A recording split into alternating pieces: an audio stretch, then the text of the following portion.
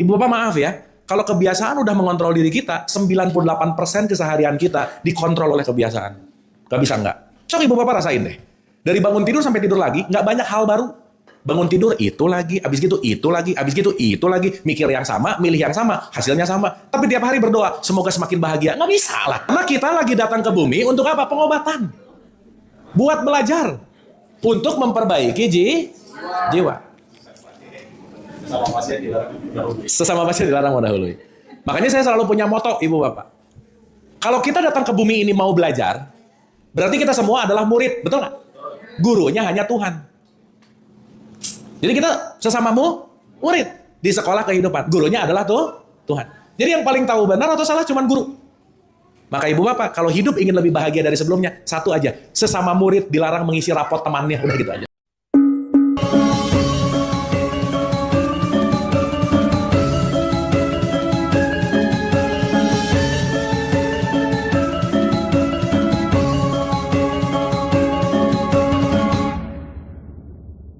Hampir 15 tahun research di 3 hal yang mungkin ini saya lagi beresin pendidikan sih, saya lagi beresin disertasi gitu ya. Jadi ada 3 poin Ibu dan Bapak yang saya research hampir 14 tahun ini. Itu yang pertama, kita bicara tentang religion atau agama. Yang kedua itu bicara tentang spiritualitas. Dan yang ketiga itu kita bicara dalam konteks yang namanya consciousness atau yang disebut dengan yang namanya kesadaran gitu. Nah sehingga mungkin pagi hari ini kita akan berdialog nggak jauh dari 3 poin itu, yang mudah-mudahan ini akan menjadi pembelajaran buat kita, karena mau nggak mau, suka nggak suka, kita nggak bisa nggak untuk tidak mengenal diri, untuk kita bagaimana selaras dengan kehidupan, karena semuanya pasti perlu pengetahuan. Betul nggak Bu, Pak? Oke ya, jadi harapannya ini adalah forum belajar bersama, forum sama-sama dialog gitu ya. Jadi Ibu dan Bapak jangan merasa saya ceramahin, saya kasih nasihat. Kenapa? Karena nggak ada yang berubah orang karena sering dikasih ceramah tuh nggak berubah sih sebenarnya ya, gitu. Karena perubahan itu datang karena bukan diceramahin, tapi datang dari kesadaran dan latihan gitu intinya. Nah jadi pagi hari ini mungkin kita akan bicara tentang hal-hal yang berkaitan dengan itu, yang mudah-mudahan kalau pakai bahasa yang kekinian itu ada empowerment untuk kita mulai mengenal diri, untuk kita mulai memahami bagaimana si diri ini terjadi, bagaimana si diri ini mekanismenya dan seterusnya gitu. Dan harapannya, kata kuncinya adalah ujung-ujungnya adalah bagaimana kita bisa selaras dengan kehidupan gitu. Setuju Ibu dan Bapak? Setuju? Oke ya. Oke, mungkin saya akan nanti akan lebih banyak dialog sih supaya lebih asik gitu ya. Dan saya mungkin pengen lebih banyak feedback juga karena ini belajar sama-sama, karena ini juga bagian dari apa yang saya research gitu. Baik, saya mungkin mau bicara dulu dalam konteks begini Ibu dan Bapak. Segala sesuatu yang tercipta gitu ya, kalau kita ngomongin segala sesuatu yang tercipta, pasti ada tujuannya nggak Bu, Pak? Pasti nggak? Pasti dong. Segala sesuatu dibuat nggak mungkin kalau tidak ada tujuannya, betul nggak? Segala sesuatu diciptakan, pasti kalau kita bicara dalam konteks yang namanya tujuan, itu pasti ada purpose lah, atau yang sering disebut dengan yang namanya tujuan itu sendiri gitu. Nah sekarang pertanyaannya adalah, kalau kita bicara dalam konteks yang namanya hidup, kan nggak mungkin ya, tiba-tiba kita dihidupin terus nggak ada tujuannya, itu kan nggak mungkin gitu. Betul Bu, Pak? Sip. Pertanyaan saya sederhana gini aja. Ibu Bapak di sini ada yang request minta dilahirkan nggak? Yang bener ah. Ada nggak request, Tuhan ya Allah saya lahirkan dalam bentuk ibu perempuan gitu, laki-laki di rahim ibu siapa? Ada begitu nggak kira-kira? Nggak. Berarti hidup itu sering saya sebut sebagai yang namanya given atau dianugerahkan. Betul? Kita ini hidup nggak minta, nggak request, tapi dianugerahkan. Nggak minta juga orang tuanya siapa, lahir di mana, juga nggak juga gitu. Gitu ya. Nah, kalau sekarang kita bicara dalam konteks yang namanya tujuan, mungkin saya akan menggunakan 2 pendekatan gitu. Yang pertama, saya akan menggunakan pendekatan teologis, misalnya Kalau teman-teman di tradisi Islam itu sering dengar gini nggak, Ibu dan Bapak? Innalillahi wa inna ilaihi rajiun. Sering dengar begitu? Sering. Kan itu kan mau memaknai satu poin bahwa semua berasal dari Allah, dari Tuhan, dan akan kembali ke Tuhan. Oke? Sehingga kalau dalam pandangan teologis, tujuan hidup apa sih? Mau pulang ke Tuhan, udah gitu intinya. Kalau di dalam tradisi Islam, di bahasa Islam, ilaihi rojiun gitu. Tapi dalam sudut pandang yang lain adalah, saya rasa ini goals dari semua manusia yang hidup di muka bumi ini, nggak bisa lepas dari satu poin bahwa semua manusia saya rasa hidup tujuannya ingin bahagia. Betul nggak? Oke? Ibu bapak bahagia nggak kira-kira? Ya bahagia tapi mukanya gini, bahagia. Iya sih gitu. Ya, air muka tuh nggak bisa bohong sih ya, nggak apa-apa sih ya. Nggak bahagia juga nggak apa-apa, nggak harus kok gitu ya, nggak apa-apa. Ya, cuman maksud saya, kalau sekarang kita mau bicara dalam konteks happiness atau bahagia, ini kaitannya dengan ketuhanan, kaitannya dalam teologis dan dalam konteks sosial bahwa saya rasa semua yang kita cari dalam hidup ini adalah kebahagiaan. Betul Bu? Betul ya? Oke. Dan yang menarik adalah semua orang pengen bahagia, semua orang pengen merasakan bahagia, tapi jangan-jangan nggak mau berproses gitu. Jadi saya mau langsung to the point aja ya Ibu Bapak. Bahagia itu bonus. Apa Bu Pak? Jangan dicari. Semakin nyari bahagia nggak akan dapat aja udah. Ya, tetapi bahagia akan didapatkan ketika kita belajar mencintai prosesnya gitu. Nah pertanyaannya, gimana mau happy kalau nggak tahu prosesnya seperti apa gitu kira-kira? Ya, jadi pagi hari ini saya mau melakukan pendekatan dari dua poin ini. Jadi satu dari teologis, dua dari sosial supaya kita bisa belajar hari ini dalam holistik itu keseluruhan gitu. Oke? Sip ya. Oke, saya mau mulai dulu dari satu poin nih, Ibu Bapak.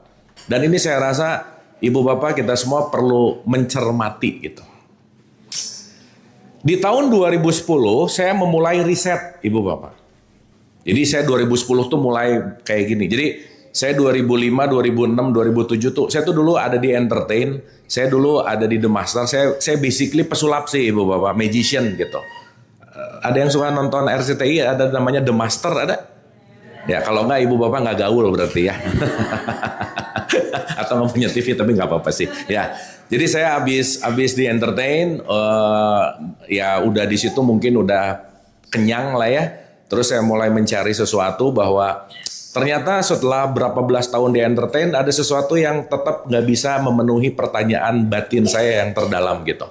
Dan saya rasa setiap orang akan punya pertanyaan-pertanyaan itu, di setiap fase akan punya pertanyaan-pertanyaan itu, sehingga saya terjadi pertanyaan itu di tahun 2010, di tahun 2011.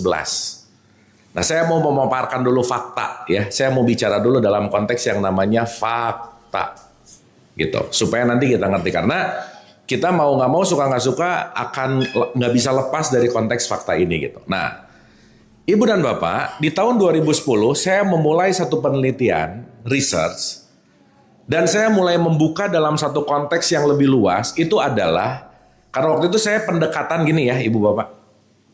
Orang kalau lagi drop, orang kalau lagi di bawah-bawah banget, saya pernah mengalami fase yang sangat di situ, itu rata-rata kembalinya ke agama gitu Bu Pak. Kembalinya ke ketuhanan gitu.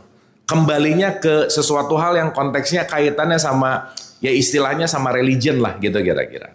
Nah, di saat dropping time itu, saya justru pengen lebih mengenal agama saya gitu. Karena waktu itu saya 27-28 tahun memeluk Islam, tapi nggak ngerti apa-apa tentang Islam gitu ceritanya. Dan saya pada saat itu pengen, udahlah ini karena lagi drop, saya pengen balik dulu ke religion, pengen balik dulu ke Tuhan dalam tanda petik, saya lakukanlah penelitian itu. Tetapi Ibu Bapak, yang menarik adalah setelah saya meneliti, justru saya pengen jauh lebih terjun lagi, bukan hanya berbicara religion, tetapi berbicara spiritualitas gitu. Perlu digarisbawahi ya, orang beragama belum tentu memiliki kesadaran spiritualitas yang oke, itu belum tentu. Belum tentu. Makanya mohon maaf ya, Seseorang baik atau buruk tidak ditentukan sama agamanya.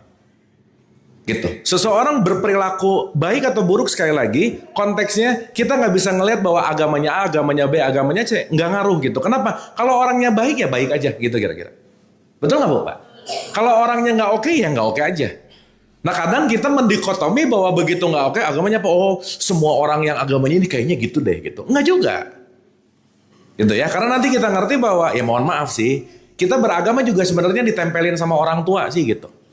Saya jadi Islam juga karena ibu bapak saya Islam gitu.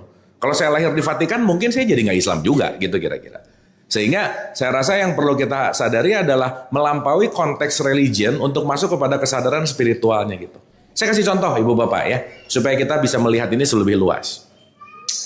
Di tahun 2010 saya masuk ke dalam satu jurnal penelitian. Itu saya melihat sebuah penelitian yang meneliti tentang negara paling Islami sedunia. Negara paling apa? Islami. Ingat ya, Islami. Dan itu yang diteliti sekitar 208 negara. Saya mau random aja di sini Ibu Bapak jawab setaunya aja gitu ya. Menurut atau sependapatnya aja. Menurut Ibu Bapak, kalau ada survei yang mengatakan negara paling Islami sedunia, kira-kira nomor satu paling Islami di mana? Arab. Betul? Ya. Jawaban Ibu Bapak adalah jawaban 90%. Saya muter-muter dari ujung Sumatera ke ujung Sulawesi, jawabannya sama. Arab dan Arab. Perlu diketahui, negara Arab itu sendiri, Arab Saudi itu sendiri, kalau ngomongin negara paling Islami di tahun 2010, dari 208 negara, itu rankingnya cuma 91, Bu. Berapa? Berarti masuk 10 besar nggak? Masuk 20 besar nggak? Masuk 50 besar nggak? Berarti kira-kira kalau 91, kalau dalam konteks ranking, agak bawah-bawah nggak kira-kira? Padahal Arab, betul nggak Bu Pak? Dan ada satu negara, ini negara orang Islamnya paling banyak aja pokoknya. Jumlah haji paling banyak, jumlah umroh paling banyak, surau masjid pesantren paling banyak, pokoknya orang Islam yang paling banyak. Ya oke lah, udah lah gitu ya. Ya Indonesia gitu. Tahu ranking Islaminya berapa? 140 dari 208 negara. Dan ranking yang nomor satu negara paling Islami di 2010 itu sangat mengejutkan buat saya. Bukan negara Islam tapi New Zealand atau Selandia Baru. 2024 kemarin nomor satu negara paling Islami justru malah Irlandia. Indonesia di sekitar 60 something lah gitu kira-kira. Nah, kenapa saya mau mengawali ini Ibu Bapak? Maaf nih ya. Berarti kita perlu menyadari dulu ada dua poin penting nih. Karena yang diteliti itu bukan Islamnya, tetapi Islaminya. Jadi kita perlu ngerti dulu ada Islam dan ada Islami. Beda nggak Bu Pak? Apa bedanya? Awas kalau jawab kalau Islami ada I-nya, kalau Islam nggak ada. Awas kalau jawab gitu, jangan ya. Jangan aneh-aneh ya.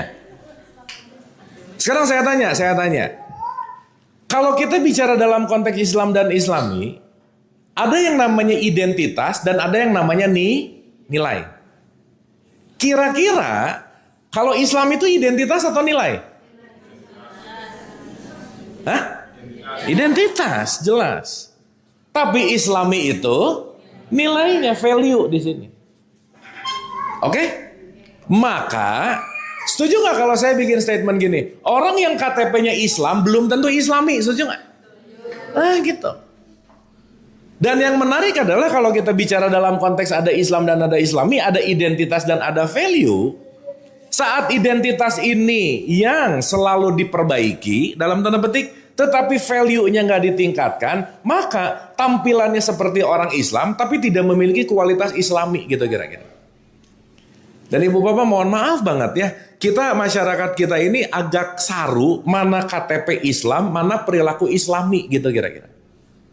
Kenapa? Karena rata-rata ketika mayoritas orang Islam yang ada di Indonesia itu hampir 90% something sesuatu di mana konteksnya mayoritasnya Islam tetapi sistemnya ini tanda tanya besar gitu. Contoh, saya kasih contoh. Maaf ya. Kira-kira kalau di satu negara mayoritas orang Islamnya harusnya angka korupsi tinggi atau rendah? Harusnya. Betul? Kira-kira kalau di satu negara orang Islamnya banyak, kira-kira tingkat kriminalitas harusnya tinggi atau rendah? Nah, justru yang menarik, di negara-negara yang orang Islamnya nggak banyak, kriminalitasnya rendah banget, korupsinya rendah banget, dan masyarakatnya sejahtera. Ibu bapak mohon maaf ya, ini kita ngomongin fakta dan survei yang sedang terjadi gitu. Indonesia ini masyarakatnya religius banget, tapi pengguna judi online nomor 1 se-Asia. Iya loh. Tapi korupsinya tinggi, tapi religius banget. Dikit-dikit masyarakat Indonesia, kayaknya kamu kurang iman deh. Gitu Pak. Urusannya ke iman aja gitu. Iya, kayaknya kamu kurang tahajud deh gitu. Kayaknya kamu kurang sholat deh gitu. Sehingga maaf ya, religiusitas ini ternyata tidak berbanding lurus dengan value konteks yang namanya spiritualitas gitu kira-kira. Nah, yang ingin saya garis bawahi, kenapa sih masyarakat religius, Ibu Bapak nanti boleh cek di survei ya.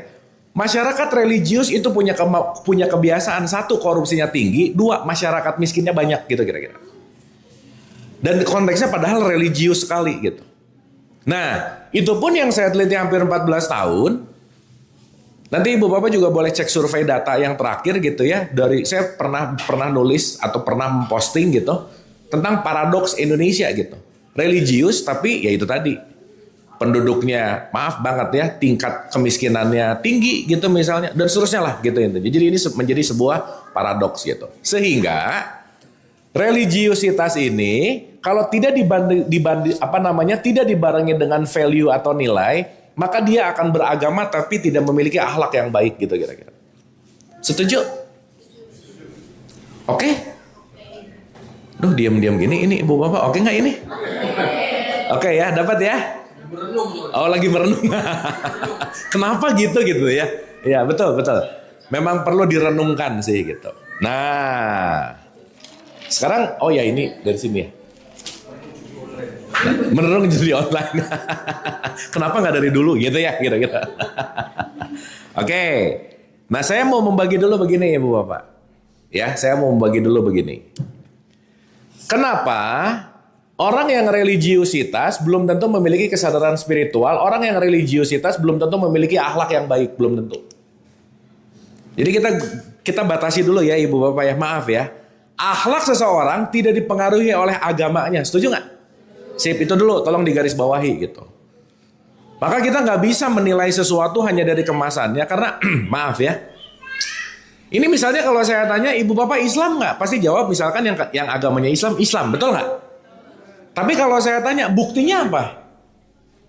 Apa buktinya? KTP minimal. Begitu nggak bawa KTP rada repot, betul nggak kira-kira? Iya. Karena mau Islam atau nggak Islam pakai kerudung bisa nggak? Bisa. Sholat ke masjid gini bisa nggak? Bisa. Mengatakan syahadat bisa nggak? Bisa. Burung beo aja dilatih ngomong syahadat bisa kok gitu. Betul nggak kira-kira? Nah, maksud saya di sini perlu ada yang namanya integrasi antara nilai-nilai religius dan nilai-nilai spiritual. Kenapa? Karena saat kita berreligiusitas tanpa berspiritualitas, ini nggak menjadi sesuatu yang komplit gitu kira-kira. Ya, saya kasih contoh, Ibu Bapak, saya kasih contoh. Contoh sederhana aja. Ini saya berbicara dalam wilayah survei. Jadi saya mau membagi dulu, tipikal manusia itu ada 4 level. Contoh Bu, Pak. Ini untuk teman-teman yang muslim. Kalau ada orang yang meninggal, refleks ngomong apa coba? Oke, saya mau nanya ya, jujur-jujuran. Waktu ibu-ibu nih, kebanyakan ibu-ibu ya. Waktu ibu-ibu ngomong innalillahi wa inna ilaihi rajiun. Itu kira-kira kebiasaan atau ngerti? Hah? Kebiasaan, betul? Jadi kalau meninggal innalillahi, langsung otomatis nggak? Otomatis. Sekarang saya tanya, sesuatu yang sudah terbiasa dan otomatis bisa nggak ngerti-ngerti amat, nggak tahu-tahu amat, pokoknya kalau orang meninggal baca ini, bisa begitu nggak kira-kira? Nah gitu. Dan ibu bapak maaf ya, ini kita ngomongin fakta nih. Ibu bapak nggak usah terlalu amazed ya, takjub sama orang yang dikit-dikit subhanallah, alhamdulillah gitu kira-kira. Karena rata-rata yang diucapkan itu latah ibu bapak. Itu cuman kelatahan-kelatahan supaya kelihatan religius. Jadi kagetnya astagfirullah. Padahal nggak ngerti-ngerti amat astagfirullah apa, subhanallah apa, dan seterusnya gitu kira-kira. Sampai sini oke? Paham maksud saya? Contoh lagi nih. Saya pernah mensurvei 1.100 orang terakhir tentang sholat mereka, Bu. Tentang sholat mereka nih. Ini menarik banget, Bu, Pak. Dari 1.100 orang ini, saya tanya, Ibu bapak kalau sholat baca Al-Fatihah nggak? Semua jawab baca, bagus. Ibu bapak baca iftitah nggak? Baca, bagus. Bacaannya bisa bagus, rokaatnya hafal bu, pak. Tapi di pertanyaan ketiga, begitu saya tanya, Ibu bapak makna iftitah apa sih? Makna Al-Fatihah apa sih? 90% jawabannya sama. Jawabannya adalah wallahu alam bisawab. Nggak tahu sih isinya apa. Ada yang mengalami gitu nggak kira-kira? Sholatnya rajin, tepat waktu, tapi mohon maaf, isi dari semua sholatnya, bahkan iftitah nggak paham, Al-Fatihah nggak ngerti, bacaan pendeknya nggak ngerti. Yang penting aku menggugurkan kewajiban selesai, tapi sholatnya tidak berdampak gitu kira-kira. Bisa begitu nggak bu, Pak? Bisa begitu? Ini kalau dari survei 1.100 orang, ini kalau saya survei satu-satu nggak jauh beda sih kayaknya hasilnya gitu. Oke? Artinya 90% yang pernah saya teliti, semua konteks religiusitas ini itu hanya warisan sesuatu yang hanya dasarnya disebut dogma dan doktrin. Jadi urusannya adalah pokoknya aja. Urusannya adalah harusnya gitu aja. Misalnya kalau saya tanya, nih contoh sederhana aja. Ibu bapak sholat wajib nggak 5 waktu? Kenapa?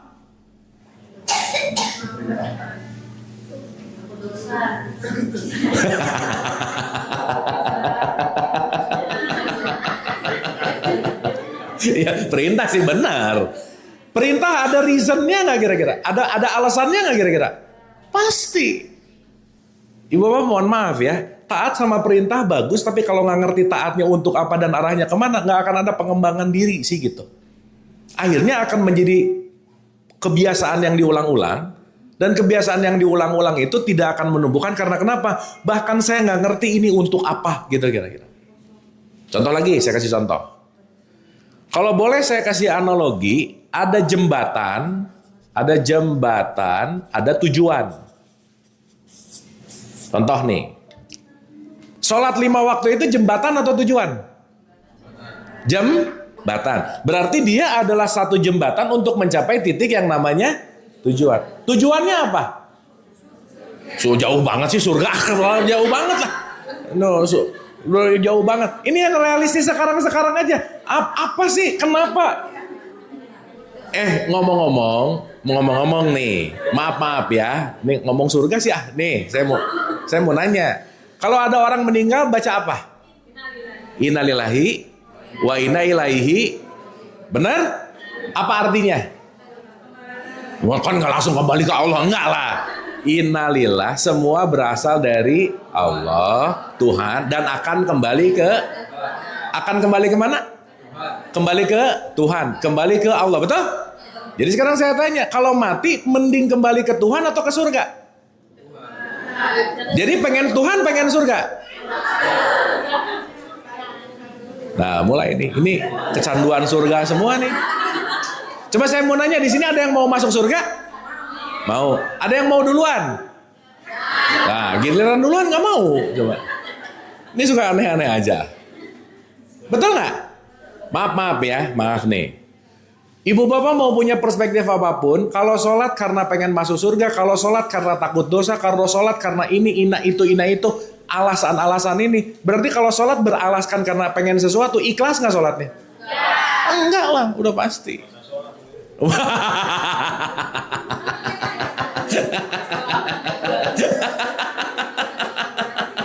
Iya, makanya kalau dalam tradisi Islam, sholat yang nggak ngerti tujuannya disebut fawailul lil musholin, celakalah orang yang sholat. Ibu maaf loh ya, rajin sholat 5 waktu itu belum prestasi di hadapan Tuhan. Prestasinya bukan 5 waktunya, bukan. Karena yang 5 waktu itu hanyalah ritual. Itu hanyalah jembatan. Sekarang kebayang nggak? Ngerjainnya nggak ngerti, bacaannya nggak paham. Assalamualaikum, udah aja. Betul nggak? Sehingga kenapa orang sholat? Maaf ya, saya mau nanya, maaf ya, kita jujur. Kira-kira. Ada nggak orang yang sholatnya rajin tapi tetap korupsi? Ada nggak? Ya. Ya jangan banyak lah, nggak enak, ada aja ya.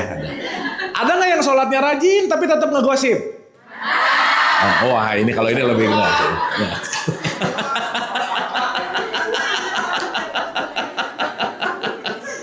Betul nggak? Lucu nggak? Bahwa sholatnya rajin tapi tetap ngegosip gitu. Kan aneh. Ya. Oke Bu, Pak? Paham ya? Mulai kelihatan konfliknya ya.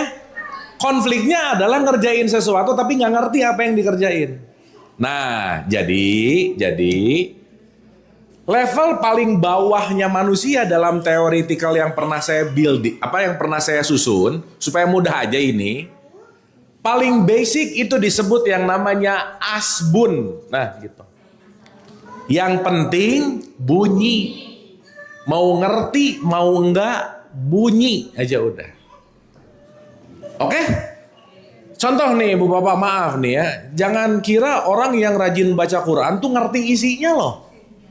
Alif lam mim zalikal kitab shadaqallahul azim. Kayak oke banget. Padahal apa yang dia baca dia nggak ngerti. Apa yang dia bunyiin dia nggak ngerti. Tapi selesai ngaji, khususnya pengajian gitu. Aduh aku solehah banget. Belum. Kenapa? Soleh dan soleha bukan masalah udah dibunyikan, udah bukan dihatamkan, tapi dijadikan sebagai yang namanya perilaku. Sekarang saya mau nanya Ibu Bapak, maaf ya. Bisa nggak sih kita ngerjain sesuatu yang kita nggak ngerti? Bisa nggak? Hah? Gimana? Oh karena tentara harus bisa ya. Tapi kan ngerti dulu dong, betul nggak? Misalnya kita disuruh A, B, C, nggak ngerti nih. Mau ngerjainnya perlu ada pengertian dulu nggak? Iya. Sekarang kita baca kitab suci nih, Quran. Alif lam mim zalikal kitabul la raiba fihi hudal lil muttaqin shadaqallahul azim. Ini kira-kira banyak yang ngerti, banyak yang enggak? Enggak. Hadza basairul linnasi wa huda wa rahmatul liqaumi yuqinun. Amin. Udah aja. Banyak yang ngerti, banyak yang enggak? Enggak. Gimana mau dijadikan pedoman sesuatu yang aku tidak mengerti? Paham maksud saya Ibu Bapak? Maka level asbun ini akan sulit untuk masuk kepada konteks yang namanya tujuan karena baru bunyi sih gitu. Nah kan sekarang maaf nih. Pasti pernah dengar lah ya. Kalau meninggal baca innalillahi wa inna ilaihi rojiun. Kalau anak pengen ganteng baca surat. Nah gitu-gitu mah apal ya. Kalau anak pengen cantik baca surat. Nah, kalau pengen banyak rezeki baca surat. Nah, ada orang yang baca waqiah tetap kere juga kok gitu. Ya, David Beckham ganteng, ibunya belum tentu baca surat Yusuf waktu anaknya lahir, benar nggak? Nah, ini tipikal dogma dan doktrin itu adalah tidak mengerti interkoneksinya apa. Yang penting bunyi ini begitu, konteksnya hanya dogma dan doktrin gitu kira-kira. Paham Ibu Bapak? Paham? Dah. Maka kalau satu adalah level asbun, yang kedua saya selalu mengatakan tidak ada orang yang bahagia yang hidupnya nggak punya pengetahuan tuh nggak mungkin. Jadi kalau bisa Ibu Bapak jangan kekurangan pengetahuan. Kenapa? Kekurangan pengetahuan akan membawa kita pasti susah bahagia. Kenapa? Pengetahuan kita yang minim, pilihan kita juga ikut minim gitu kira-kira. Betul ya? Makanya kalau kita pinjam dari statementnya Nabi Muhammad tuh ngomong gini loh, belajarlah dari buayan sampai liang lahat. Jangan berhenti belajar karena kenapa? Saat kita berhenti belajar kita mati sebenarnya. Makanya stuck di situ-situ terus. Nggak, mindsetnya nggak berubah. Kenapa? Data informasinya nggak baru gitu kira-kira. Jadi yang nomor 2 saya sebut sebagai dia memiliki yang namanya knowledge atau pengetahuan. Yang ketiga, bukan hanya pengetahuan, tetapi bagaimana pengetahuan itu untuk kita lakukan. Contoh. Saya mau nanya Ibu Bapak, kitab suci, mau Quran, mau Injil, mau Tripitaka, kitab suci itu pedoman bukan? Pedoman bukan? Petunjuk bukan? Sekarang saya tanya, kalau kita mau menjadikan kitab suci sebagai petunjuk, harus ngerti isinya nggak? Iya. Berarti level yang berikutnya disebut yang namanya paham.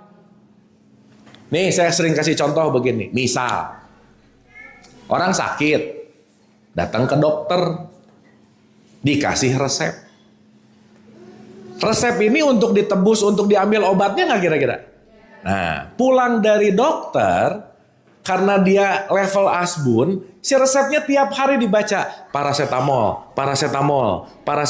Pusingnya hilang nggak? Tetap pusing nggak? Kenapa? Ya dibunyiin mulu masalahnya. Gak diminum, gak ditebus, gak diminum, kira-kira bermanfaat gak buat dirinya? Ya enggak lah. Ini sekarang dibunyiin mulu, dibacain mulu bareng-bareng, hatam misalkan, bagus sih. Tapi kalau itu hanya cuma jadi bunyi tapi tidak menjadi pengetahuan dan paham, gak akan mempengaruhi gitu kira-kira. Oke Bu Bapak? Makanya maaf ya Ibu Bapak, kalau nanti Ibu Bapak menelahi Quran, gak ada loh perintah Quran disuruh dihatamkan tuh gak ada Bu. Yang ada disuruh paham. Ini sekarang hatam tapi gak paham, gak akan jadi petunjuk juga. Karena kata kuncinya adalah bagaimana dengan setelah membaca kitab suci, aku punya pemahaman yang berbeda, maka perilakuku akan jauh lebih beda dari sebelumnya gitu. Oke Bu Pak? Sip? Oke? Jadi yang penting hatam atau paham? Tetap dua-duanya. Kalau yang suka hataman gak apa-apa. Udah jangan aneh-aneh juga sih gitu. Udah hataman mah hataman aja udah. Tapi juga plus paham. Jangan hatam, udah aja. Gak ngerti isinya. Kita tuh terlalu terhegemoni oleh apa coba? 1 huruf 10 pahala. Betul gak? 100 huruf, jadi habis ngaji dihitung-hitung 1 iso di 5.000 gitu. Tapi habis ngaji ngegosip gitu kan aneh ya. Gitu. Kenapa? Karena itu tadi nih, konteks dari dimana yang namanya dogma dan doktrin ini, ketika kita tidak masuk ke level yang namanya paham, gak akan mungkin ada perubahan. Jadi level 1 apa Ibu Bapak? Asbun. Maaf ya Ibu Bapak ya, 90% yang saya teliti ada di sini sih gitu. Ya, orang agama yang saya teliti, orang Islam yang saya teliti, ngajinya bagus, sholatnya hafal, wah top aja udah. Tapi nggak ngerti yang diomongin gitu. Contoh ya Ibu Bapak ya, banyak banget loh orang tua yang nanya ke anaknya gini, kamu udah sholat atau belum? Kamu udah sholat atau belum? Tapi dikit banget yang gini nih orang tua ke anaknya. Nah, di sholat bagian mana yang kamu nggak paham? Bagian iftitah mana sih yang kamu nggak ngerti? Bagian al-fatihah mana yang kamu nggak paham? Orang tua tuh nggak peduli Bu. Mau anaknya paham kek, mau nggak, yang penting gini-ginian beres gitu kira-kira. Betul nggak? Sehingga maaf sekali lagi nih, bahwasannya value dari ibadah bukan masalah ritualnya, tapi ritual yang membentuk konteks yang nomor 4. Inilah yang disebut tingkat yang namanya sadar. Apa Bu Pak? Nah gitu. Lawan kata sadar apa ya? Tidak sadar. Nanti saya nanya lawan kata kanan apa? Tidak kanan. Masa begitu? Enggak lah. Lawan kata sadar mabuk. Apa? Mabuk. Berarti kalau tidak sadar dia lagi dalam keadaan mabuk. Nah sekarang saya mau nanya nih. Ulang dulu. 1 apa tadi? Bun. 2 punya pengetahuan. 3 paham. 4. Nah, Ibu Bapak lagi di mana sekarang kira-kira?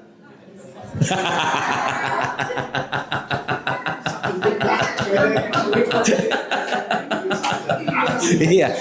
Mudah-mudahan sekarang misal di level 1 keluar langsung di 4 gitu kira-kira ya. Karena kalau nggak ada di 4 ibu bapak, nggak akan ada perubahan pasti.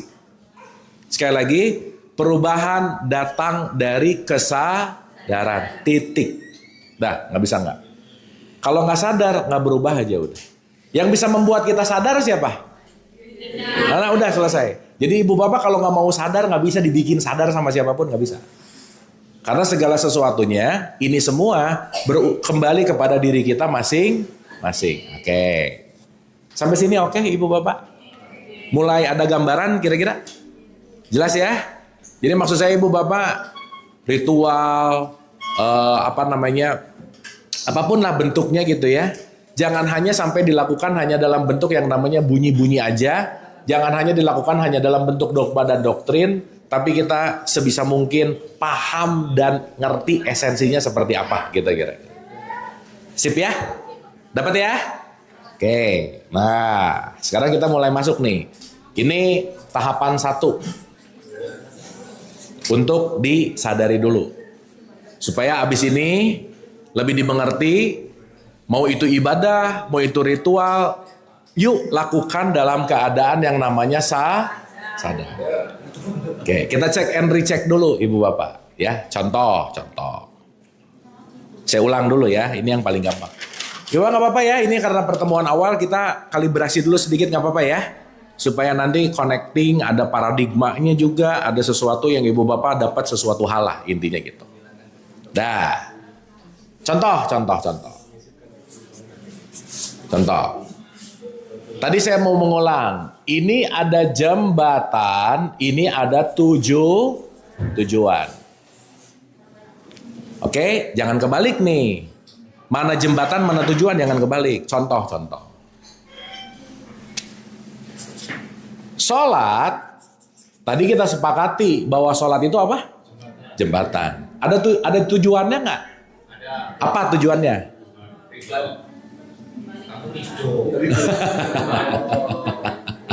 Ridho, oke. Apa? Kembali ke Tuhan, kejauhan lah. Udah. Ini yang dekat-dekat nih, yang sekarang aja lah. Mau surga kembali ke Tuhan, udahlah. Itu urusan long term gitu. Ini kita ngomongin yang dekat-dekat aja. Nah, 1 ya. Saya mau pinjam dari kitab suci nih. Jadi di Quran itu ada kalimat gini ibu bapak. Auzubillahi minasyaitonirrajim. Bismillahirrahmanirrahim. Utsluma uhiya ilaika minal kitab wa aqimis shalah inna sholata tanha anil fahsya'i wal munkar wala zikrullahi akbar wallahu ya'lamu ma tasnaun. Ibu bapak ngerti nggak apa yang saya omongin? Nggak, ya udahlah, nggak apa-apa ya. Soalnya kadang-kadang ada yang langsung gini, amin ya Allah, amin. Siapa tahu saya lagi ngomongin komik bahasa Arab, bisa nggak bu pak? Bisa. Ya, ini kalau orang main amin-amin, di sebelahnya ada orang lagi baca komik bahasa Arab, amin, amin, amin. Bisa begitu. Kenapa? Karena nggak ngerti apa isinya. Oke? Makanya Quran sendiri bilang, dimudahkan dengan bahasa yang bisa kita pahami. Nah, sekarang kita translate nih, supaya ngerti. Kan kita mau orang Indonesia, udah pakai bahasa yang ngerti aja dulu supaya gampang. Di ayat barusan ada kata-kata gini ibu bapak. Utsluma artinya bacalah, wa ilaika utsluma uhilaika minal kitab, bacalah kitab dan dirikanlah sholat. Jadi 1 disuruh apa? Yang kedua disuruh, berarti sebelum sholat harus apa dulu? Kenapa?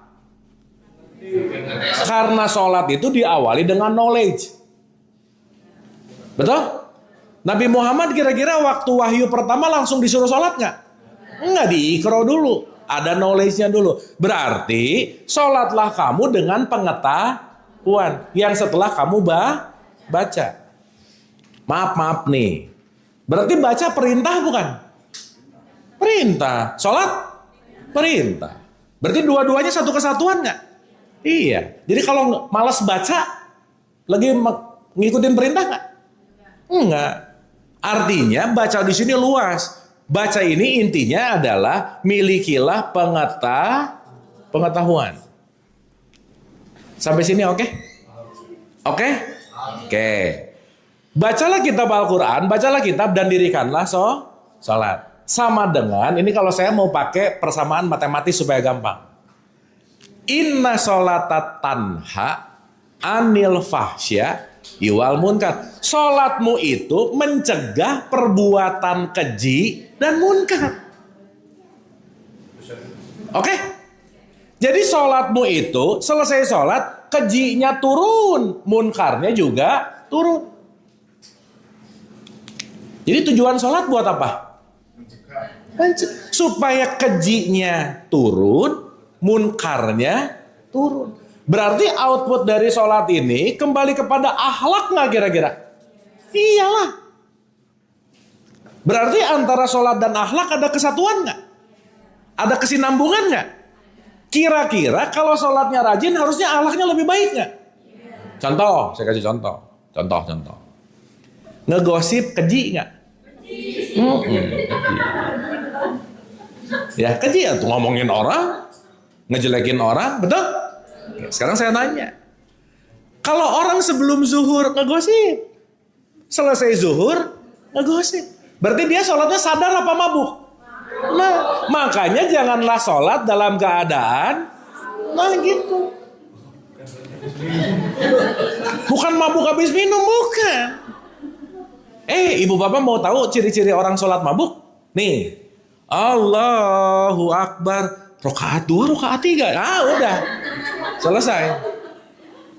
Yang lebih parah lagi, Allahu Akbar, asar apa maghrib ya? Wah, udah itu lebih mabuk lagi tuh. Sok saya tanya, di sini ada nggak yang sholatnya gitu? Ada. Jujur. Iya, berarti sadar apa mabuk? Pertanyaan saya, kenapa jadi mabuk? Lagi mana nggak mabuk? Iftitah nggak ngerti, Al-Fatihah nggak ngerti. Udah bacaan sholat dari dulu trikul mulu. Tahu trikul ya? Kul huwallahu ahad, kul a'udzubillah. Tapi nggak ngerti juga. Tiap sholat pokoknya langganan itu aja. Bacaan pendek nggak ngerti. Assalamualaikum, beres.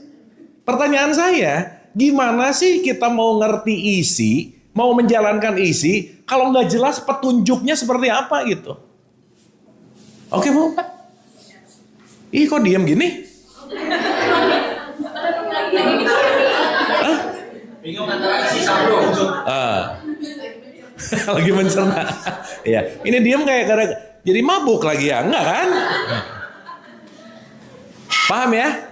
Nah, kenapa sih ulang-ulang ini, Ibu Bapak? Maaf ya. Jangan-jangan selama ini kita hanya mengulang-ulang kebiasaan. Tapi nggak tahu tujuannya mau kemana gitu. Oke? Sip ya? So itulah kenapa Ibu Bapak, kenapa baca ini tuh jadi penting banget loh. Ini ngomongin pendidikan Indonesia ya, Ibu Bapak, ini sangat menyedihkan sih. Literasi masyarakat Indonesia itu rendah banget Bu. Gak kuat baca gitu. Saking gak mau bacanya beres, forward aja jadi hoax. Iya. Sehingga konteks yang namanya membaca ini menuju kepada knowledge ini, aduh Ibu Bapak, ini sesuatu yang saya rasa perlu digalakan saat kita nggak bisa atau nggak suka atau tidak membiasakan membaca dalam banyak hal, knowledge nggak akan nambah gitu kira-kira. Oke Bu Bapak? Sip ya? Jadi baca perlu nggak? Perlu. Makanya baca dulu baru dirikanlah sholat. Karena sholat itu sekumpulan bacaan yang di dalamnya penuh dengan pemaknaan. Oke? Yuk, jadi saya mau balik lagi ke hal-hal basic lah Ibu Bapak. Jangan lupa, jangan bosen, jangan malas untuk baca. Sip. Tapi kalau misalkan kita ngomongin konteks isinya Quran, cukup hanya dibaca nggak? Enggak. Contoh, ini bahasa pengajian banget sih. Ibu-ibu pernah dengar, ibu-ibu ya maaf ya karena yang sering pengajian ibu-ibu sih biasanya. Ibu-ibu sering dengar tadarus nggak? Sering? Sering? Apa coba tadarus? Nah, mulai gini nih. Ini jawaban mabuk tuh gini nih. Ya, jawaban orang mabuk biasanya kalau ditanya langsung Bu. Itu namanya asbun, nggak mikir dulu tuh, setut bunyi aja gitu. Ibu Bapak maaf ya, kalau kita mau mengacu kepada bahasa yang benar, Tadarus itu artinya mempelajari. Apa? Mempelajari. Makanya kalau di Quran di surat 3 ayat 79 ada kata-kata wa bima kuntum tadrusun, agar kamu tetap mempelajari. Cuman karena udah jadi kebiasaan, tadarus akhirnya jadi bunyi. Betul nggak? Cepet-cepet nggak kalau ngaji? Karena ngejarnya apa? Hatam. Tapi habis hatam mabuk nggak? Dihatam lagi gitu. Paham maksud saya? Maka perlu ada mempelajari nggak? Perlu. Makanya itu disebut yang namanya tadarus, bukan tadabur, beda. Kalau tadabur nanti habis ini lebih dalam lagi gitu. Nah, kenapa saya bahas ini, Ibu Bapak? Maaf nih ya, kita tuh pokoknya ya kebenaran versus kebiasaan. So saya mau nanya, mana yang lebih banyak? Membiasakan kebenaran atau membenarkan kebiasaan? Mana yang lebih sering? Yang udah biasa dianggap benar. Padahal kebiasaan ini belum tentu benar. Contoh. Di satu kelas ada 10 orang. Berapa? 1 waras, 9 gila. 1 apa? 9? Yang jadi orang gila yang mana? Nah gitu. Sip. Karena kenapa? Emang mayoritas gila kok. Iya, sehingga yang gila jadi normal, yang waras jadi orang gila. Betul? Cuman perbedaannya sederhana, Ibu Bapak. Orang waras bisa pura-pura gila. Orang gila nggak bisa pura-pura waras. Udah gitu aja. Sekarang saya tanya, kalau 99% gila semua, kebiasaan jadi kayak benar nggak kira-kira? Nah gitu masalahnya. Sekarang rajin 5 waktu disebut soleh. Ih, ke masjid rajin banget, padahal mau nyolong sendal. Bisa nggak kira-kira? Nggak tahu. Akhirnya kebolak-balik gitu. Mana benar, mana biasa, mana benar. Karena kenapa? Kita tidak terbiasa menggunakan critical thinking. Kita terbiasa hanya dengar figur otoritas ngomong, nggak dipikirin, iya, amin, selesai. Kita dengan kebiasaan, udah dari dulu juga gitu, pokoknya tradisinya gitu, udah aja. Sehingga apa? Kita semua ini adalah korban dari yang namanya habits. Atau yang disebut apa? Kebiasaan. Ibu Bapak maaf ya, kalau kebiasaan udah mengontrol diri kita, 98% keseharian kita dikontrol oleh kebiasaan. Gak bisa enggak. Sok Ibu Bapak rasain deh. Dari bangun tidur sampai tidur lagi, nggak banyak hal baru.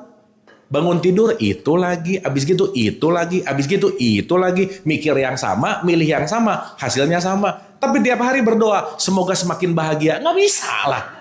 Orang tiap hari ngerjain hal yang sama. Betul nggak? Makanya Einstein tuh bilang, orang gila adalah orang yang ngerjainnya itu mulu, tapi hasilnya pengen beda. Ya nggak bisa. Berarti pertanyaannya perlu ada perubahan nggak? Dimulai dari konteks yang namanya sadar. Karena tanpa ada kesadaran nggak bisa gitu. Sampai sini oke Bu, Pak? Tuh diam-diam gini ini. Ntar ini paham apa puyeng? Hah?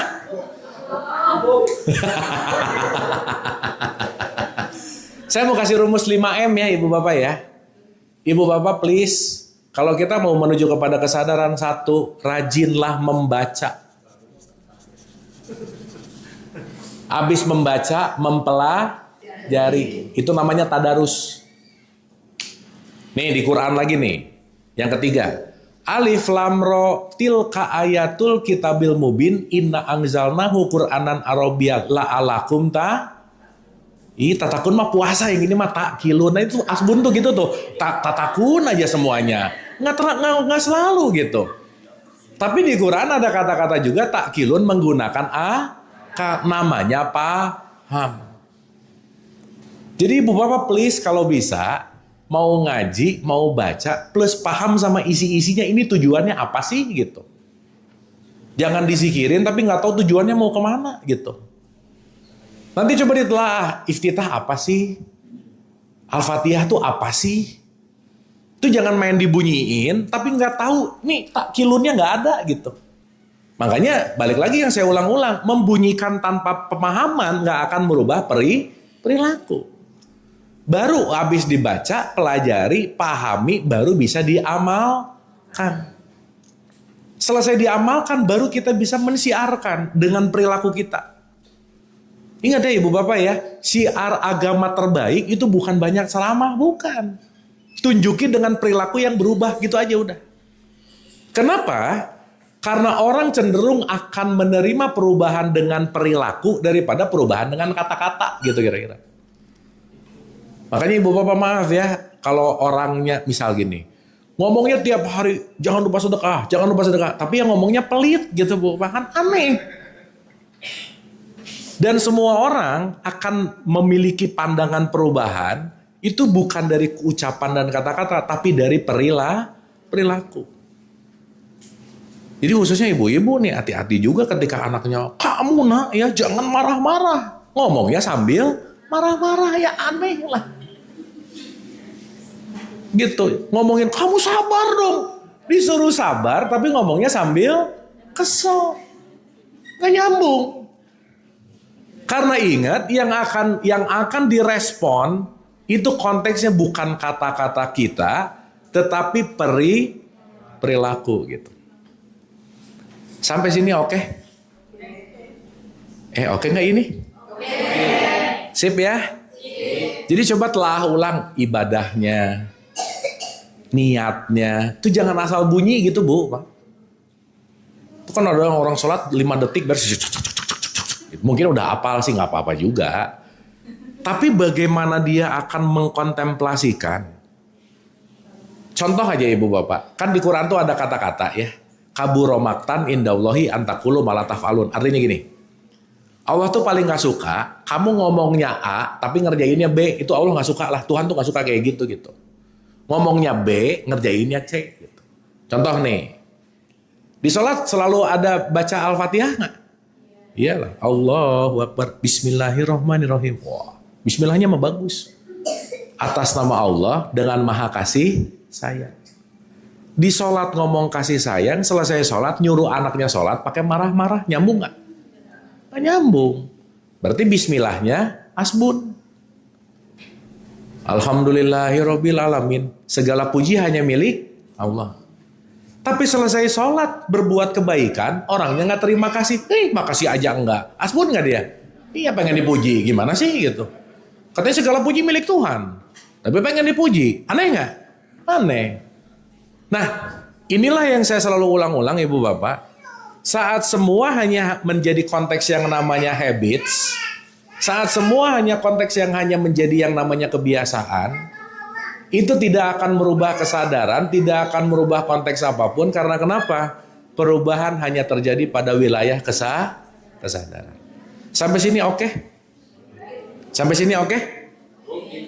Paham ya? Sip? Jadi udah mulai menyadari nggak dirinya agak-agak mabuk bu, Pak?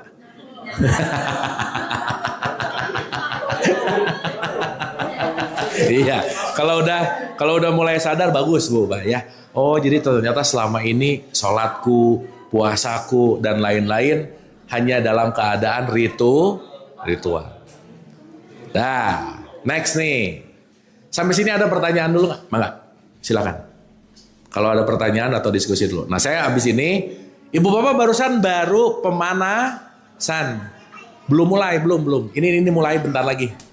Ini baru warming up lah gitu kira-kira. Ya supaya ininya agak nyambung dulu gitu.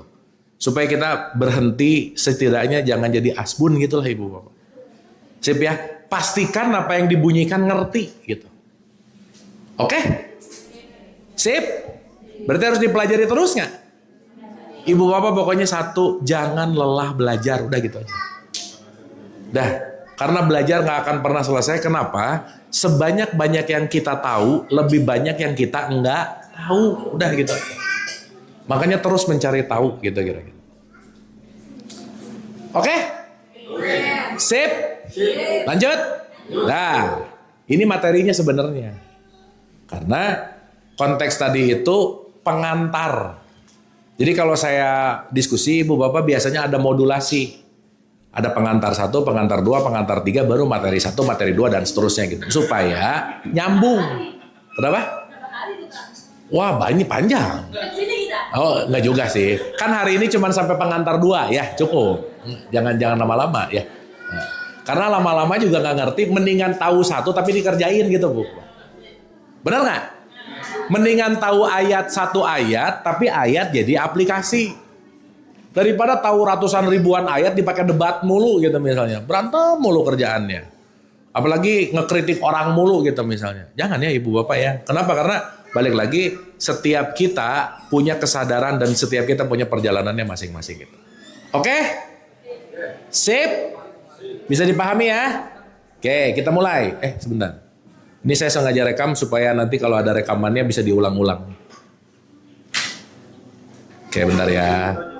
Ada pertanyaan? Silakan, Pak. Tadi kan disebutkan kita itu harus sadar. Ya. Nah, di sini yang saya mau tanyakan adalah asal mula dan pemicunya. Asal mula pemicu apa? Untuk sadar itu. Oh. Tadi kan dijelaskan harus belajar. Ya. Harus belajar, harus membaca. Ya. Untuk itu. Ya. Ke situ. Gimana gitu? Ya, 15 menit lagi tenang. Dia baru mau masuk. Tenang. Nanti ke situ, Pak. Gimana caranya kan gitu ya? How to-nya di situ gitu. Nah, sekarang semua how to atau semua caranya satu Ibu Bapak. PR besar dalam hidup kita, mau nggak mau suka tidak suka, selalu mengenal diri. Jadi jangan lelah, karena semua ujung dari semua ujung pemahaman konteks pembelajaran itu adalah bagaimana kita belajar untuk mengenal diri. Nanti ini akan menjawab pertanyaan Bapak tadi gitu. Sampai sini oke? Sip ya? Nah, saya mau bagi 2 dulu Ibu Bapak. Coba saya mau nanya dulu nih. Ibu Bapak ini orang apa manusia? Yang mana? Hah? Saya minum dulu. Kita ini orang apa manusia? Hah? Gini. Nanti di bulan Februari orang-orang Islam ada Ramadan puasa, betul? Saya mau nanya, yang disuruh puasa itu orang apa manusia? Nah, mulai lagi nih. Nanti pasti dibacain ayat yang sangat monumental. Ya ayyuhalladzina amanu, hai orang-orang yang beriman. Berarti yang disuruh puasa orang apa manusia? Oh, tadi manusia sekarang orang beda. Atau gini deh, Ibu Bapak kalau ketemu teman baru, mana yang jadi pertanyaan? Ibu orang mana atau ibu manusia mana? Yang mana? Hah? Orang. Jadi kita ini orang apa manusia? Bukan tadi manusia sekarang orang. Nah, kita perlu ngerti dulu ini. Kenapa? Ini kalau di orang Jawa tuh oke banget nih. Ada wong, ada menungso, beda. Ada jalma, ada manusia, beda. Ada person, ada human, beda semuanya. Oke? Supaya nanti kita ternyata si diri ini nanti punya lapisan demi lapisan gitu. Contoh. Ada orang, ada manusia. Tidak semua orang layak disebut manusia, nggak semua. Kenapa? Karena orang ini berbicara identitas, kemasan. Tapi manusia itu bicara dalam konteks nilai. Paham? Secara nilai seruangan ini kita semua manusia nggak? Iya, cuman punya identitas yang beda-beda. Sehingga kalau identitas ini kita tidak sadari, Boleh jadi identitas malah merusak kemanusiaan. Sampai sini oke? Contoh. Masa sih mau nolong orang yang ketabrak, begitu mau nolong nanya dulu, ibu agamanya apa? Masa gitu? Betul nggak? Sehingga kalau urusan bentrok masalah suku, bangsa, ras, dan agama, itu adalah level keorangan kita sebagai yang namanya identitas. Tapi di dalam semua identitas, semuanya adalah manusia. Makanya inti dari konteks apapun disebut kemanusiaan. Bukan keorangan, bukan. Sampai sini oke? Duh, oke-nya tuh kayak nggak yakin ya. Oke nggak ini? Oke jadi gini nih. Oke. Jadi ibu bapak orang apa manusia? Dua-duanya. Orang adalah identitasku, manusia adalah nilaiku. Paham sampai sini? Oke sampai sini? Nah, sehingga kalau kita mau bicara dalam konteks diri, kita perlu ngerti dulu nih Ibu Bapak. Diri keorangan kita yang paling luar itu namanya adalah jasad. Nih, fisik. Yang bisa dipegang nih. Raga, betul. Oke? Contoh, saya kasih contoh. Spidol ini benda baik atau benda buruk? Ya. Jawabannya netral. Tergantung. Sekarang saya tanya, spidol ini mau saya pakai baik atau buruk tergantung tangan saya nggak? Ya coba ini rada-rada kurang mabuknya. Dengerin dulu pertanyaannya, dengerin dulu. Tergantung tangan saya nggak?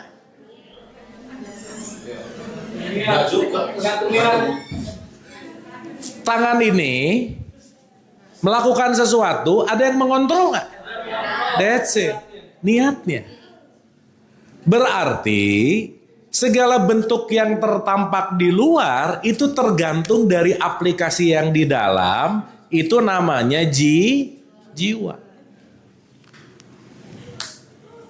Sampai sini oke? Jadi ibu bapak maaf ya, kalau orang jiwanya sakit, perilaku jasadnya pasti sakit juga.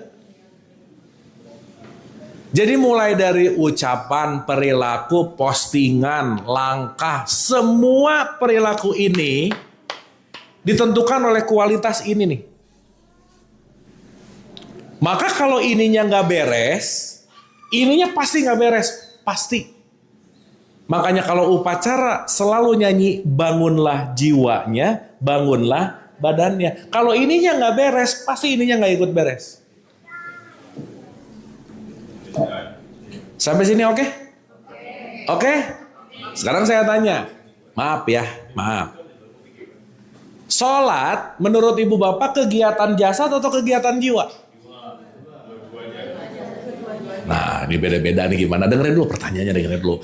Yang udah-udah, sholat itu kebanyakan di urusan jasad atau jiwa? Jasad lah. Buktinya nggak pada khusyuk. Betul nggak? Maka itu hanya kegiatan jasmania yang tidak melibatkan jiwa. Berarti sholatnya jasadnya jalan, tapi jiwanya nggak ada dapat nutrisi. Sebelum dan setelah sholat nggak ada perubahan orangnya. Berarti jiwanya berubah nggak? Enggak. Berarti harusnya sholat itu kegiatan jasad atau jiwa? Dua-duanya. Tapi sekarang mayoritas yang terjadi hanya dalam wilayah jasad. Jadi saya punya satu kesimpulan. Kalau sholat jiwanya nggak ikut, hanya raganya, itu namanya senam. Olahraga jemput begini. Senam aja. Pilates, yoga. Puasa tanpa jiwa namanya diet. Intermittent fasting. Umroh haji tanpa jiwa namanya wisata. Nggak berubah. Cuman gelarnya ganti jadi depannya H, tapi akhlak nggak berubah. Kenapa? Karena jiwanya nggak ikut di upgrade gitu kira-kira. Oke Bu, Pak? Sip. Jadi yang penting jasad atau jiwa? Dua-duanya kan, kalau nggak ada dua-duanya nggak bisa. Wah, gawat. Gawat. Ini emang udah jam-jam makan siang sih ya.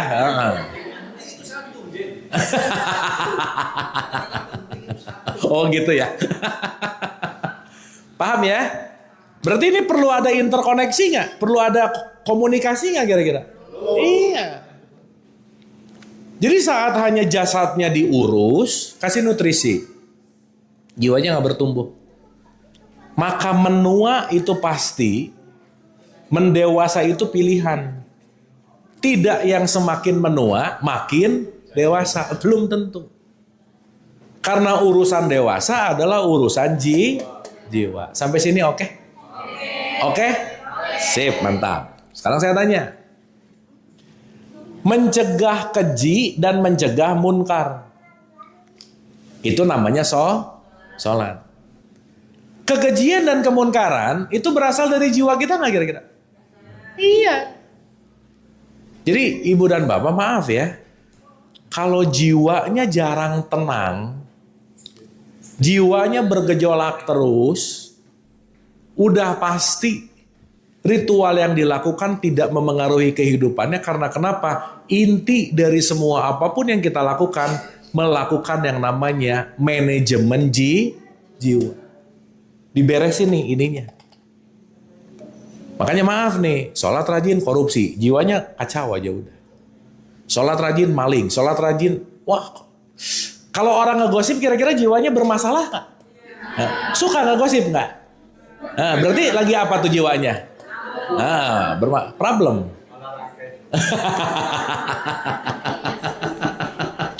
Olahraga. Nah cuman untuk kita pahami ya ibu bapak, tolong ngerti ini. Planet bumi, tolong ingat-ingat baik-baik. Rumah sakit jiwa besar, RSJB namanya. Jadi semua penduduk bumi semuanya sakit, cuman kadarnya beda-beda, udah gitu aja. Paham? Jadi nanti kalau ngelihat orang nyebelin, udah dimaklumi aja. Sesama pasien rawat jalan, udah. Dia sakit, aku juga sakit. Paham ya? Karena kita lagi datang ke bumi untuk apa? Pengobatan. Buat belajar. Untuk memperbaiki jiwa. Sesama pasien dilarang mendahului. Makanya saya selalu punya moto ibu bapak. Kalau kita datang ke bumi ini mau belajar, berarti kita semua adalah murid, betul nggak? Gurunya hanya Tuhan. Jadi kita sesama murid di sekolah kehidupan. Gurunya adalah Tuhan. Jadi yang paling tahu benar atau salah cuman guru. Maka ibu bapak kalau hidup ingin lebih bahagia dari sebelumnya, satu aja. Sesama murid dilarang mengisi rapot temannya. Udah gitu aja. Nggak usah ngasih rapot gini jelek lah apa. Udahlah. Kenapa? Kita semua lagi ada dalam pendidikan jiwa. Nih bumi ini adalah tempat pendidikan jiwa gitu kira. Sampai sini oke? Makanya kalau orang sakit disebut sakit. Gitu. Dan kita semua memiliki itu dengan kadarnya masing-masing. Sip? Paham? Nah, sekarang kita mau ngelihat ini ibu bapak. Satu nih ya. Tuh ini kita basic-basic dulu ya, nggak apa-apa ya. Tapi yang penting tahu dulu gitu. Jadi bagian luar kita adalah jasad, bagian dalam kita adalah jiwa. Oke. Sekarang saya tanya, si jasad ngikutin jiwa nggak? Iya dong. Ucapan, perilaku itu tergantung dari jiwa. Berarti kualitas jiwa ini akan menentukan akhlak seseorang. Nah, sekarang saya mau nanya gini ibu bapak, simple nih ya, supaya nanti kita bisa menghadapi apapun itu lebih santai. Contoh. Jiwa itu punya satu tugas Ibu Bapak. Atau dua aja lah, supaya gampang. Tolong disadari ini Ibu Bapak. Jiwa setiap orang, nomor satu, itu tukang ngarang Bu Pak. Ngarang mulu kerjaannya. Mengandai-andai, memaknai, ngarang. Mengandai-andai, memaknai, ngarang. Memandai-mandai, udah diulang-ulang aja gitu. Itu bagian dari jiwa. Sehingga jiwa ini memiliki potensi untuk apa? Berprasangka. Nah, namanya jadi overthinking. Oke Bu, Pak? Makanya ada dua nih, maaf ya. Orang itu, kalau dia nggak mikir, dia pasti menilai. Kalau nggak apa? Mikir, pasti apa? Jadi orang yang jarang mikir, senangnya pasti ngejudge aja, nilai gitu, ini gitu. Pasti jarang mikir. Nah, saya mau nanya dulu lah sama Ibu Bapak. Ibu Bapak ini kira-kira termasuk golongan yang suka mikir atau banyak pikiran, yang mana? Nah, ya udah kelihatan sih, nggak apa-apa ya. Nah, yang bahaya, lagi banyak pikiran, ngerasa lagi mikir. Maaf ya Ibu Bapak ya, orang yang mikir itu rata-rata cuma 1-2%. Sisanya udah nggak mikir lagi, karena dikontrol oleh kebiasaan. Makanya kalau kita nggak mau mikir, nggak akan bisa ngerubah kebiasaan. Semua berawal dari pikiran. Satu nih Ibu Bapak, maaf ya, contoh. Pernah nggak ngelihat orang nyebelin Bu Pak? Hah? Pernah ngelihat gitu? Pernah? Oke, sekarang saya tanya. Ya, kita renungkan ya. Saat kita melihat orang itu menyebalkan, apakah dia menyebalkan atau aku memaknai dia menyebalkan? Yang mana? Sip. Berarti sesuatu yang di luar menyebalkan atau tidak, tergantung apa? Pemaknaan, tergantung jiwanya.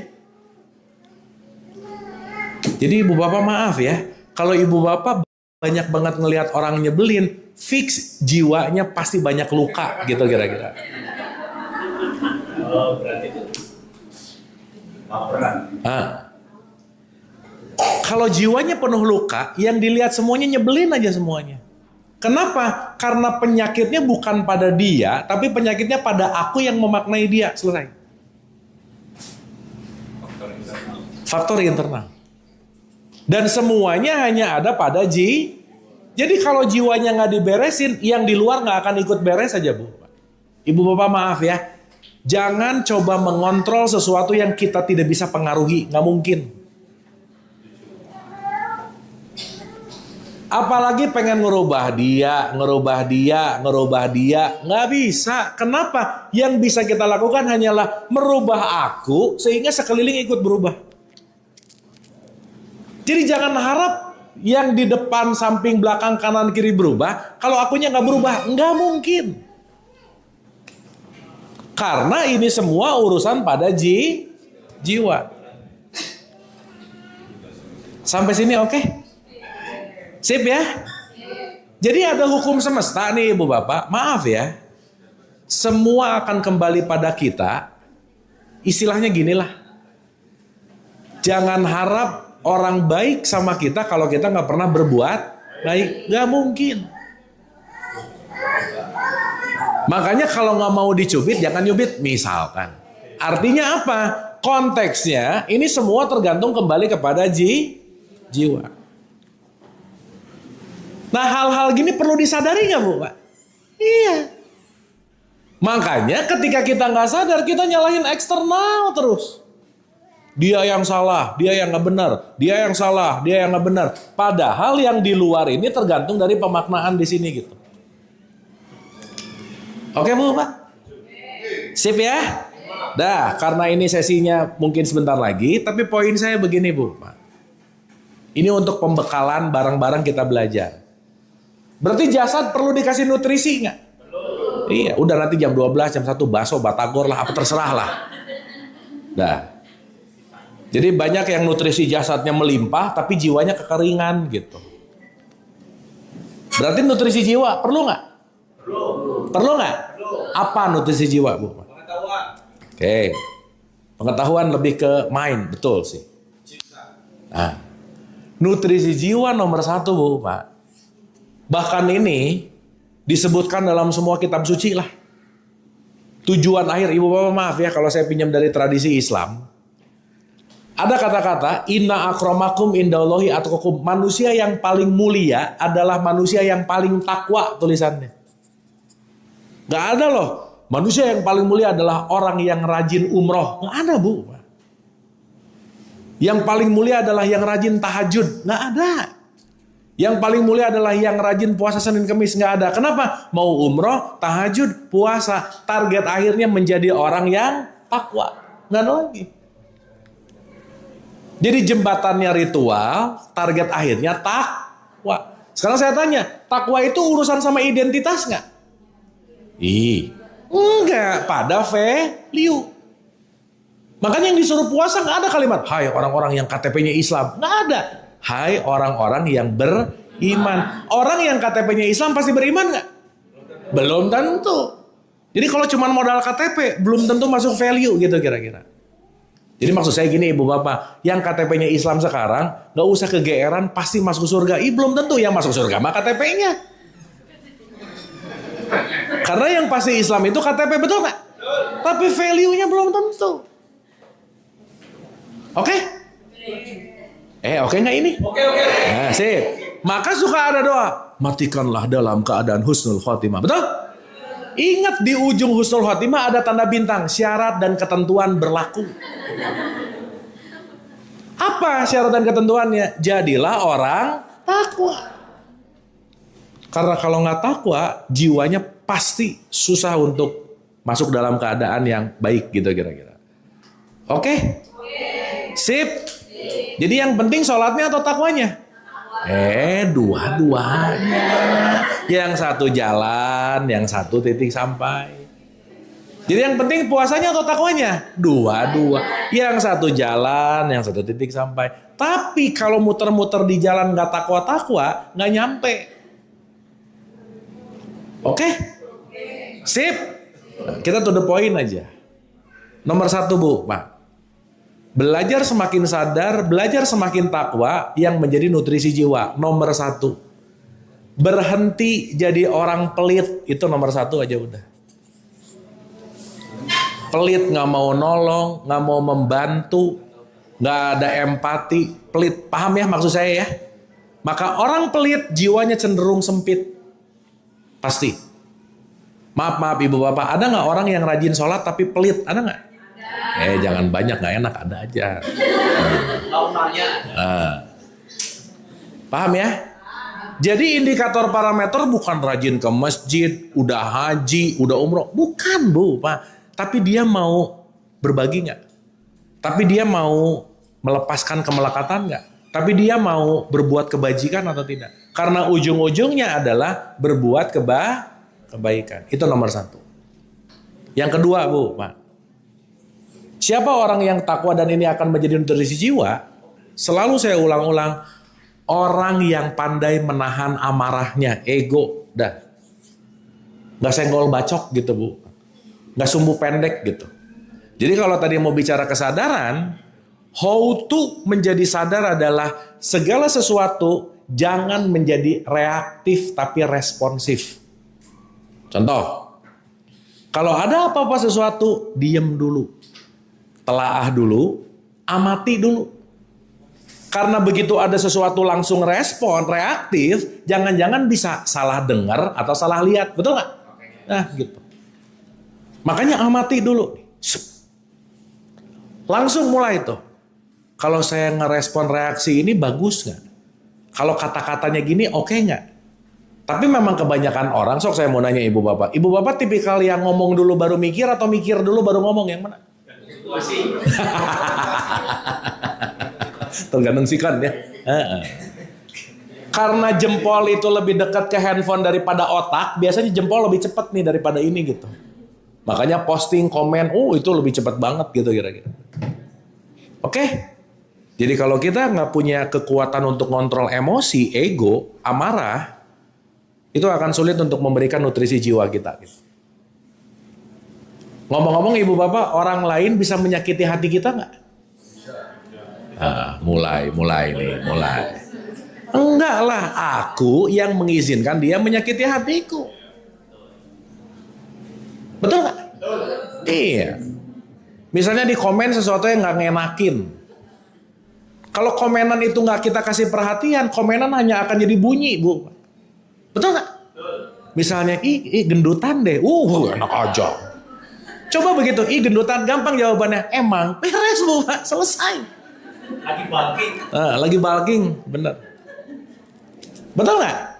Berarti semua kekesalan dan lain-lain karena kita memberikan power pada sebuah fokus tertentu yang kita jangan-jangan tidak bisa mengontrol ego. Ini saya rasa nomor 3 yang paling esensi sih Bu. Nomor 3 nih. Maaf ya.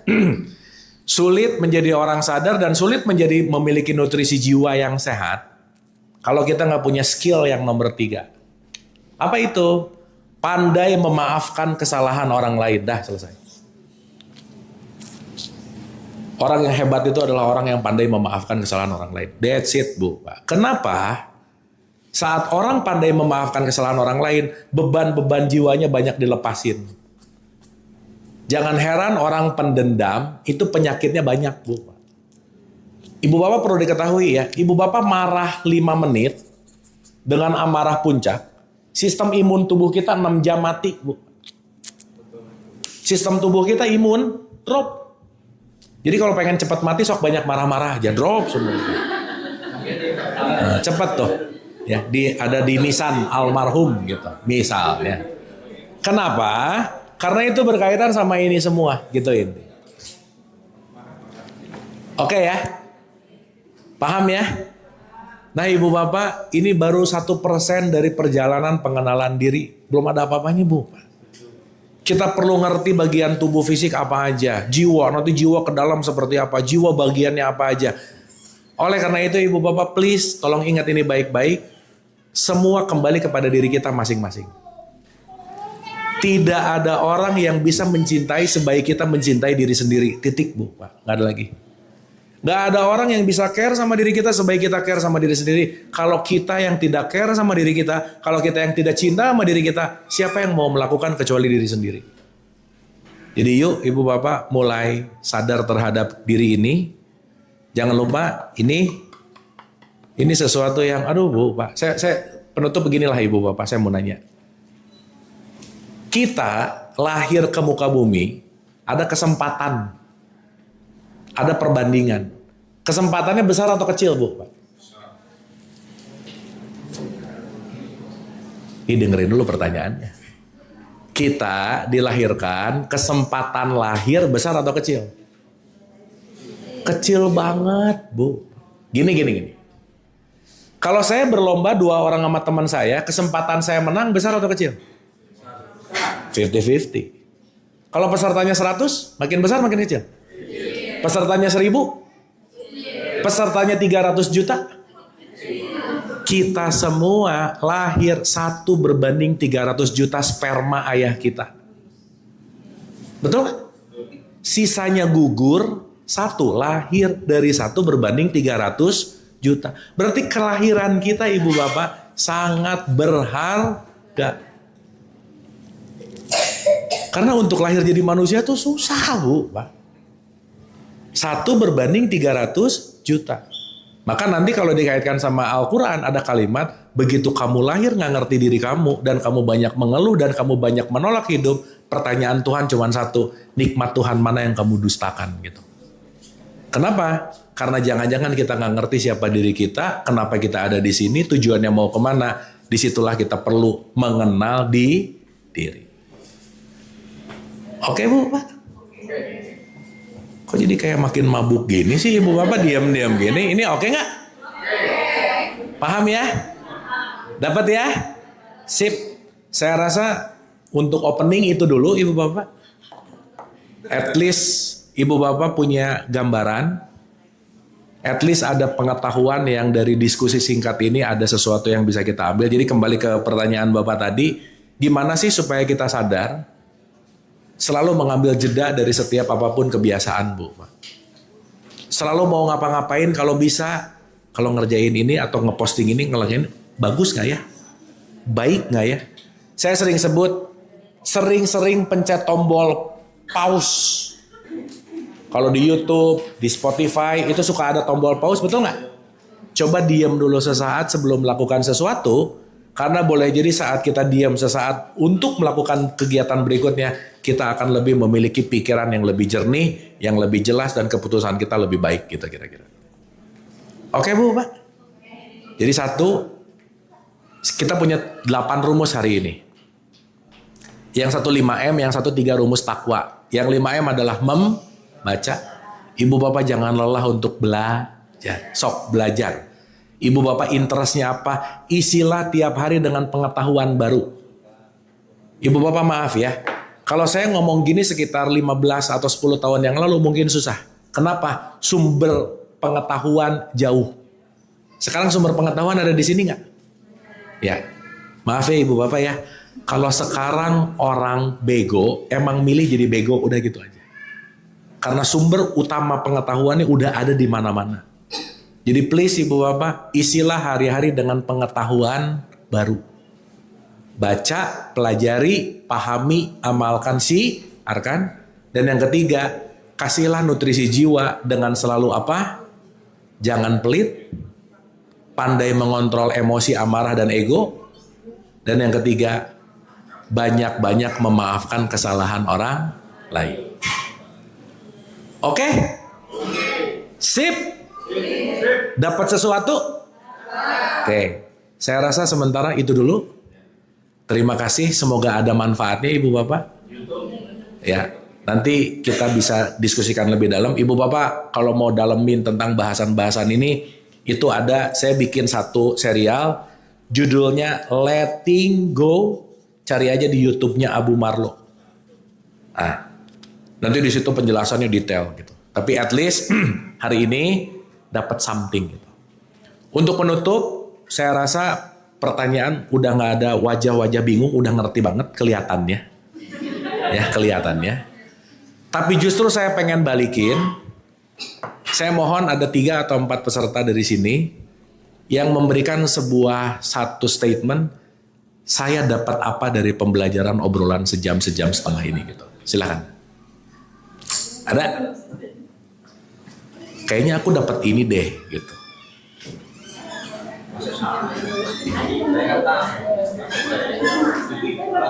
Silakan. Oh, acaranya ibu-ibu. Atau Ibu Vita boleh tunjuk satu siapa? Atau dari Bapak dulu boleh deh Pak. Monggo Pak. Silakan. Dapat apa gitu kira. Izin menjawab, saya Leto Maraditya Warman. Kalau bilang dapatnya banyak. Saya juga sudah sama seperti yang dikatakan tadi, saya juga pernah melaksanakan riset yang sama untuk mengenal masalah sadar sendiri. Hampir tidak jauh beda dengan yang saya pikirkan, bahwasanya memang sadar itu penting sebelum mencapai ke yang lainnya. Kalau yang saya dapat di sini ada kesepahaman antara yang saya pikirkan dengan yang dijelaskan. Jadi saya cukup paham dan saya cukup mengerti dengan yang dimaksudkan. Kalau yang saya terima ya, yang paling penting buat saya adalah sadar. Sadar itu bukan berarti hanya, oh ya saya sadar, kayak orang bangun tidur itu kan sadar. Tapi di sini harus sadar itu mulai dari pengetahuan sendiri. Karena kalau kita hanya sadar dari mulut saja tapi tidak punya pengetahuan, ya sama kayak tadi. Kita hanya bergerak tanpa tahu maknanya. Itu aja yang bisa saya sampaikan.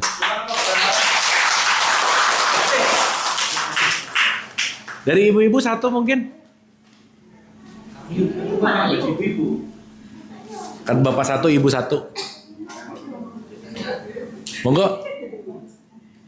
Nah, ibu Vita ditunjuk aja siapa, monggo. Saya tunjuk dulu ya. Besar mana aja?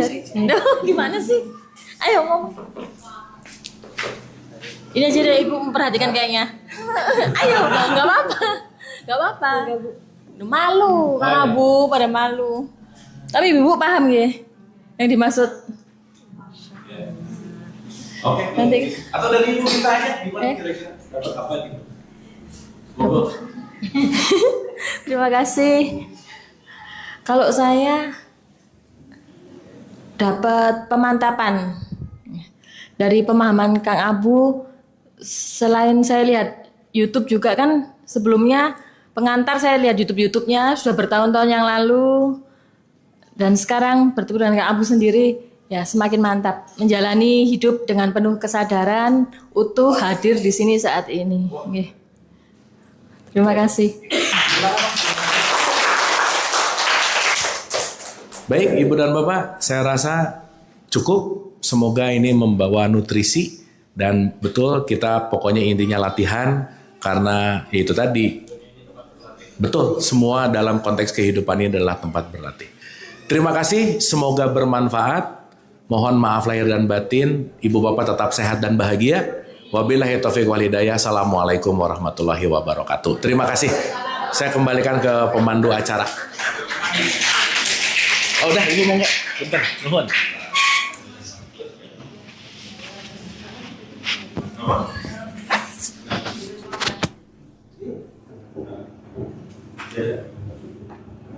Udah kan?